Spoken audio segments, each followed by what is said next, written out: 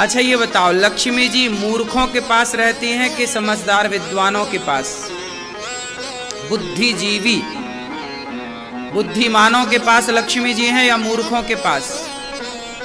बोलो बोलो भाई। बुद्धिमान होगा तो लक्ष्मी जी होंगी। आप बहुत लक्ष्मी वाले हैं, मतलब बहुत आपके घर में धन धान्य है, मतलब आप बुद्धिमान हैं। मूर्खों के पास कहाँ है? तो गणेश जी जैसी बुद्धि, इसलिए गणेश जी की प्रथम पूजा।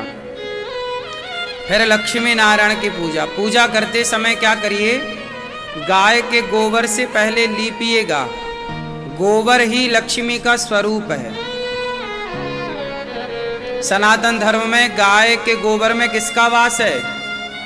लक्ष्मी जी का। इसलिए आपने देखा होगा सत्यनारायण भगवान की कथा जब कराते हैं तो पंडित जी गौर गणेश लक्ष्मी जी, गौर गणेश किसके बना देते हैं? गोबर के। गोबर के ही बना दिए जाते हैं। तो गोबर की पूजा होती है हमारे यहाँ गौर गणेश के रूप में। उसी से लीप करके फिर चौक पूरा जाए। आज आपके घर में पोंछा लगाइएगा, जहाँ पूजा करिएगा तो वहाँ नमक डाल करके पानी में सेंधा नमक डालते हैं, फिर उससे घर को पोंछा लगाते हैं, जिससे सारी नकारात्मकता दूर हो जाती है और उस बचे हुए पानी को घर के बाहर कहीं दूर फेंक दिया जाता है। दीपावली के दिन आप अपनी माँ और अपनी पत्नी, ये दोनों लक्ष्मी हैं, इसलिए आज के दिन अपनी पत्नी को और अपनी माँ को बहुत प्रसन्न रखिएगा। जो अपनी पत्नी और अपनी माँ को सदा प्रसन्न रखते हैं, अर्थात नारी को अर्थात स्त्री को प्रसन्न रखते हैं, स्त्री जात को प्रसन्न रखते हैं, उनके घर में लक्ष्मी जी सदा सदा के लिए रहती हैं। लक्ष्मी जी एक नारी है और आपकी पत्नी और आपकी माँ भी एक नारी है। और लक्ष्मी जी कहती हैं कि जो अपनी नारी का सम्मान नहीं करता वो मेरा सम्मान क्या करेगा। जो अपनी माँ का सम्मान नहीं करता वो लक्ष्मी माँ का सम्मान क्या करेगा। इसलिए आप अपनी माँ का सम्मान करिएगा, अपनी पत्नी का आदर करिएगा, तो आपके घर में सदा लक्ष्मी प्रसन्न चित्त से आपके घर में रहेंगी। ये हर पुरुष को आज सुनवा दीजिएगा। अपनी पत्नी को, अपनी माँ को, अपनी बेटी को, अपनी बहन को प्रसन्न रखिएगा, क्योंकि ये लक्ष्मी स्वरूपा मानी गई है। अब अपनी घरवाली से आप लड़ो, अब अपनी माँ को आप घर से निकाल दो और फिर लक्ष्मी माँ की पूजा करो, जय लक्ष्मी माता, जय लक्ष्मी माता, तो कुछ ना होगा। लक्ष्मी जी तो रूठ के चली ही गई। तो आज दीपावली में आप माँ भगवती लक्ष्मी जी का बहुत प्यार से हैप्पी बर्थडे टू यू मनाइएगा। और बाजार की मिठाइयाँ ना ले आइएगा। मांस, सुअर का मांस रहता है बाहर की मिठाइयों के घी में, बाजार के घी में मिलावट रहती है, उसका भोग ना लगा दीजिएगा। भले आप मिश्री का भोग लगा दो, पर बाजार की मिठाइयों का भोग तो ना लगाइएगा। आज के दिन घर में मिठाइयाँ बनानी चाहिए। खुद अपने घर में दूध का औंट करके उसका खोया बनाओ, मावा वो बनाओ जो भी है, और फिर उसकी मिठाई बनाओ। भले ना हो तो आप बेसन की मिठाई बना लो, क्यों? बेसन की मिठाई बना लो। कुछ ना हो तो आप खीर ही बना लो। पर बाजार की मिठाइयों का भोग भगवान को नहीं लगाना चाहिए। हाँ या ना? अब आप लोग ना दीपावली के दिन बाजार की मिठाई लाते हो। बाजार की मिठाइयों में जो घी यूज होता है 300 रुपए किलो वाला होता है, 400 रुपए किलो वाला, और वो सुअर की चर्बी से बनता है। तो अब आप माँ भगवती को ये भोग लगाओगी तो माँ रहेंगी कि जाएंगी? बाजार की केवल लाई हो। लाई चढ़ती है ना आज के दिन, लाई बतासा, लाई बतासा तो ठीक है, मिठाई घर की हो, बाजार का कोई भी मिठाई इत्यादि का प्रयोग ना करें तो ही अच्छा है। भोग ना लगाओ, घर में ही बनाओ बेसन की मिठाई। और बड़े प्रेम से माँ भगवती लक्ष्मी का श्री सूक्त के 16 श्लोकों से आहुतियां दीजिएगा। आपके आसपास कोई ब्राह्मण हो उन्हें बुला लो, या आप श्री सूक्त का पाठ करना चाहिए आज के दिन। श्री सूक्त 16 श्लोक हैं, श्री सूक्त के 16 श्लोकों से आहुतियां देनी चाहिए। कहा जाता है कि जो लोग सिद्धियां प्राप्त करते हैं, जैसे पुराने जमाने में सांप का मंत्र, बिच्छू का मंत्र, ततैया का मंत्र और तमाम प्रकार की जो मंत्र सिद्धि होती थी, वो दीपावली की रात्रि में ही उनका आहुतियां उस मंत्र के करके और वो मंत्र जगाए जाते थे। आज दीपावली की रात्रि में आप जो भी आप मंत्र जगाना चाहते हैं तो आप पति पत्नी दोनों बैठिएगा, जोड़े से स्नान करके पवित्र भाव से 6 बजे से लेकर के 8 बजे तक का जो मुहूर्त है पूजन का, दोनों जन बैठ करके प्रेम पूर्वक पूर्व दिशा की ओर मुंह करिएगा।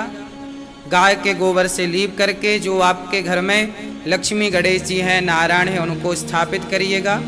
चौकी पर कपड़ा बिछा करके और उनको स्थापित करके भगवान जी को और उनकी पूजा जल इत्यादि से, पंचगव्य से, और पंचगव्य आप पी के फिर शुरू करें, दूध दही घी शक्कर शहद से पंचोपचार पूजा करके और प्रेम पूर्वक आपके घर में आज नई डायरी हो, नया पेन हो, खाता बही, उसको रखिएगा।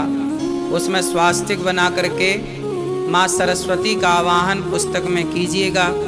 बच्चों की कॉपी किताब का पूजन, आपके घर में आज के दिन तराजू का पूजन होता है, आज के दिन हल का पूजन होता है, बांट का, तराजू बांट का पूजन होता है।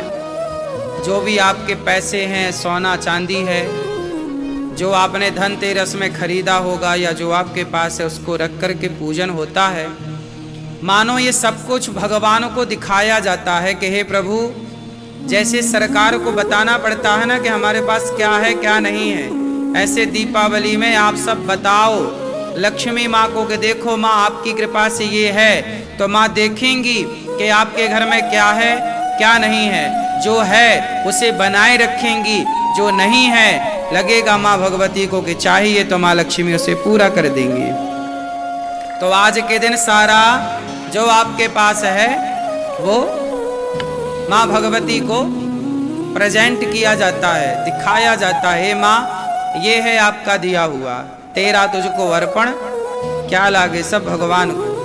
तो आज के दिन बड़े प्रेम से आप दीप प्रज्वलित कीजिएगा, देसी घी के दीपक जलाइएगा,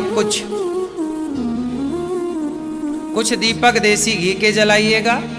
और फिर जो तेल का है, जो आप जलाना चाहें मीठे तेल का, तो तेल के दीपक जला करके कुछ दीपक आप अपने कुल देवताओं को रखें। किसको रखें बोलो, आपके कुल देवता है या नहीं? तो कुछ दीपक जला करके कुल देवताओं को जरूर रखना चाहिए। आज के दिन कुल देवताओं को प्रणाम करना चाहिए। आप अपने मंदिर में दीपक रखें, लक्ष्मी जी के पास दीपक रखें, भगवान श्रीमन नारायण के नाम का। और आप सभी लोग इस तरह से दीपक जला के घर के चारों कोने में दीपक जला करके घर को रोशनी से भरें। और जब दीपक चारों ओर जलाओ तो माँ लक्ष्मी और भगवान श्रीमन नारायण से कहना चाहिए कि हे प्रभु, जैसे हमारा घर आज रोशन है, ऐसे हमारे घर में आपकी कृपा से इस घर में ये घर आपका है और इस घर में सदा ये खुशियों की रोशनी, प्रसन्नता की रोशनी, भक्ति और ज्ञान की यह रोशनी सदा बनी रहे, ऐसी प्रार्थना करनी चाहिए। तो आप लोगों को इस तरह फिर जो आप पूजा करते हैं करते ही होंगे, तो आप लोग इस तरह से पूजन करें।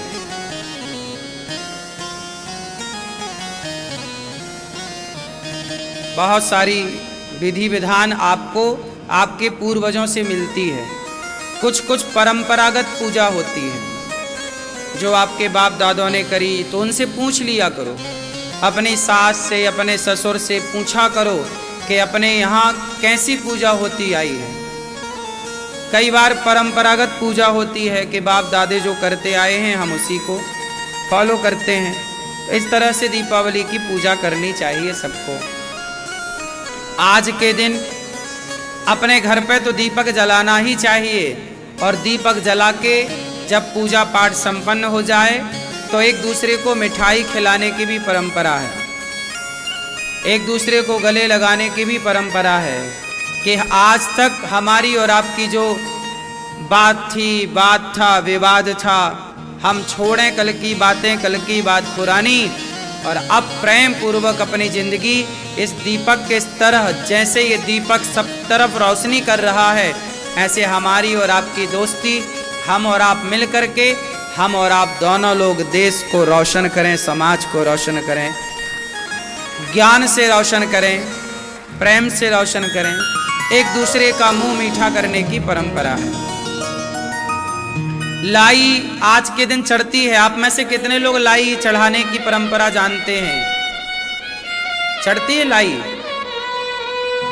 क्यों? क्या होती है लाई? काहे की बनती है? बताओ, लाई काहे की बनती है? काहे की? हाँ? धान को जब गरम किया जाता है कढ़ाई में, उसमें रेत वेत डालते हैं ना, पर उसमें गरम करते हैं, तो धान से क्या निकलती है? वाइट कलर की लाई, सफेद होती है, वो स्वच्छ होती है। धान कैसी होती है और लाई कैसी होती है ना? क्या अर्थ निकला? तपाया गया ना, धान को क्या किया गया, फिर क्या निकली, और फिर किसे चढ़ी?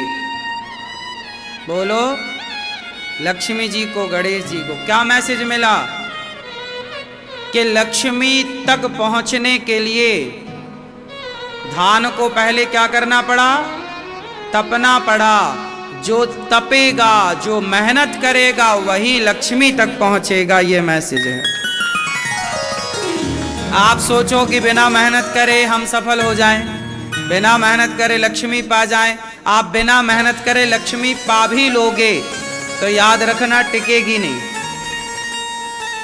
जिन्हें बफौती के रूप में मिल जाती है ना लक्ष्मी, वो साल 2 साल 4 साल में बर्बाद कर देते हैं सब। लेकिन जो मेहनत करते हैं, तपते हैं, जो तपते हुए आगे बढ़ता है, वो सदा लक्ष्मी पुत्र बन करके रहती है या रहता है। तो लाई इसलिए चढ़ाई जाती है समाज को मैसेज देने के लिए कि लाई को लक्ष्मी तक पहुंचने के लिए कढ़ाई में तपना पड़ा, तब जाकर के वो निखरती है। धान से लाई बनती है, चमकती है, चांदी की तरह सफेद होती है ना। तो आप अभी कब चमकेंगे? जब आप तपेंगे। अब आप तपेंगे ही नहीं तो चमकेंगे कैसे? आप बिना तपे चमकना चाहते हैं, आप बिना तपे लक्ष्मी पाना चाहते हैं, संभव नहीं है। 100 यहां पर लाखों रुपए पड़े हों, करोड़ों पड़े हों, मत देखो किसी की तरफ। आपको रास्ते में पड़ा हुआ पैसा मिल भी जाए तो वो टिकेगा ही नहीं। यदि ऐसे ही पैसा टिकता तो सारे चोर और सारे डाकू करोड़पति ना हो जाते। पर वो जस की तस हैं। कितने लोग चोरी करते हैं रोज, चप्पल जूते तक चुरा लेते हैं, मोबाइल और चैन सोना चांदी तक लेके भाग जाते हैं, आपका बटुआ आपका पर्स तक लेके चोर भाग जाते हैं। लेकिन ये चोर जितने भी चोरी करने वाले हैं, ये आपने देखा होगा एक से ही रहते हैं।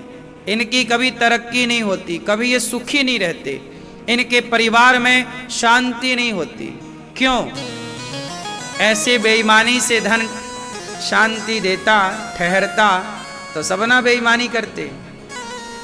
कौन समझाए इन मूर्खों को कि धन वही ठहरता है जो पहले धान से लाई बनता है, अर्थात जो तपता है वही निखर के लक्ष्मी के चरणों तक जाता है, फिर लक्ष्मी माँ उसे स्वीकार करती हैं।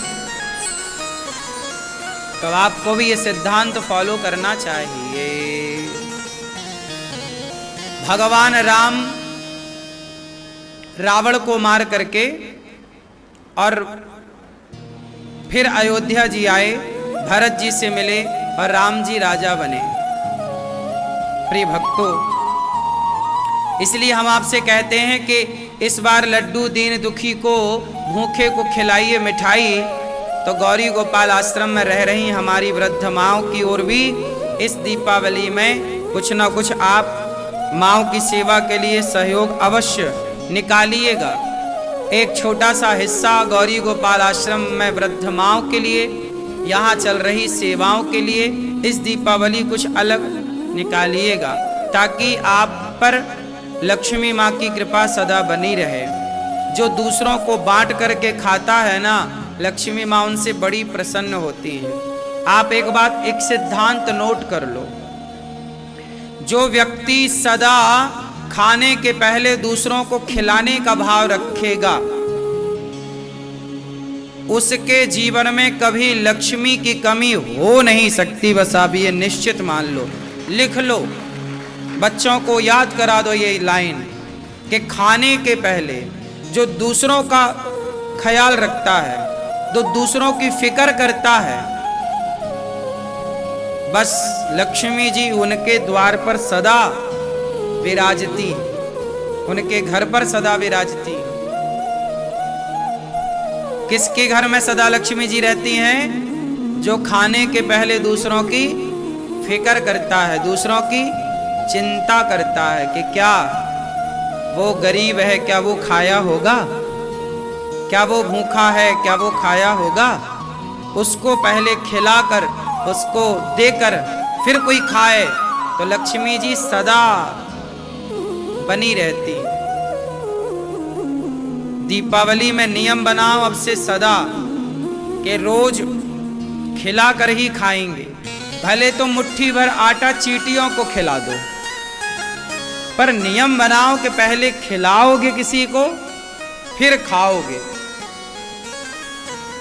मैंने तो ये नियम बनाया है और भगवान की कृपा से ये पूरा भी हो रहा है। गौरी गोपाल आश्रम में रोज सवेरे 8 बजे हजारों साधु संत आते हैं। पहले उन संतों को यह दास देने का प्रयास करता है। आप लोग जो सहयोग करते हो, आप भी कुछ भक्त आके अपने हाथ से संतों को अन्नदान करते हो और पहले संतों को आप देते हैं। गौरी गोपाल में संतों को बंटता, उसके बाद ये दास अनिरुद्ध कुछ प्रसाद पाता है। पहले हमारी गायों को चारा डल जाता है, गाय चारा खा लेती हैं। पहले बंदरों को केला मिल जाता है, चने मिल जाते हैं, संतों को रोटी मिल जाती है। गौरी गोपाल जी की रसोई में आप भक्तों को भोजन मिल जाता है। इसके बाद ये दास अनिरुद्ध खाता है। 1000 लोग कम से कम पहले पा लेते हैं, फिर ये दास। ये नियम यदि आप बनाएंगे तो लक्ष्मी आपके घर आएंगी नहीं, आकर नृत्य करेंगी, नाचेंगी, वही यहीं रहेंगे। अब यहां से कहीं जाने की आवश्यकता नहीं। इस तरह का भाव रखिएगा। सभी में बांट कर खाए उसे इंसान कहते हैं, पराया दर्द अपनाए उसे इंसान कहते हैं। ना जाने क्यों लोग लड़ते हैं, ना जाने क्यों आपस में झगड़ते हैं। सबको धन चाहिए, सबको समृद्धि चाहिए, सबको सुख चाहिए, तो सुख कैसे मिलेगा? अरे दूसरों को सुख देना स्टार्ट कर दीजिए, आप सुखी हो जाएंगे। अच्छा ये बताओ, जब आप गुस्सा करते हैं किसी दूसरे पर, किसी को डांटते हैं, किसी को गुस्से में गालियां देते हैं, तो आप गुस्से में पहले खुद को ही जलाते हैं, इसके बाद आपका क्रोध किसी दूसरे को जलाता है। जैसा कि मैंने बताया कि जब माचिस की तीली जलती है तो माचिस की तीली बाद में किसी जंगल को जलाएगी, बाद में किसी घर को जलाएगी, बाद में किसी को जलाएगी। वो तीली सबसे पहले खुद को जलाएगी। जैसे ही आपने माचिस से रगड़ा तो तीली जली, सबसे पहले कौन जला? वो तीली जली, उसके बाद जला जो भी जला। हाँ या ना? तो जब आप क्रोध करते हैं, जब आप किसी का बुरा सोचते हैं, तो उसका बुरा बाद में होता है, पहले आपका खुद का बुरा होता है। तीली किसी को बाद में जलाएगी, पहले खुद को जलाएगी। इसलिए हम जब किसी दूसरे को प्रसन्नता देते हैं, खुशियां देते हैं, तो वो खुशियां रिटर्न हमें मिलती हैं। जब हम किसी को दुख देते हैं तो वो दुख हमें वापस मिल जाता है। जब हम किसी के बारे में भला सोचते हैं तो हमारे बारे में भला हमारे लिए भला होता है। इसलिए कहते हैं ना कि आप जैसा बोएंगे वैसा पेड़ बोए बबूल का तो आम। इसके सिद्धांत ये है, मायने ये हैं कि आप जैसा बोते हैं वैसा ही आप काटते हैं।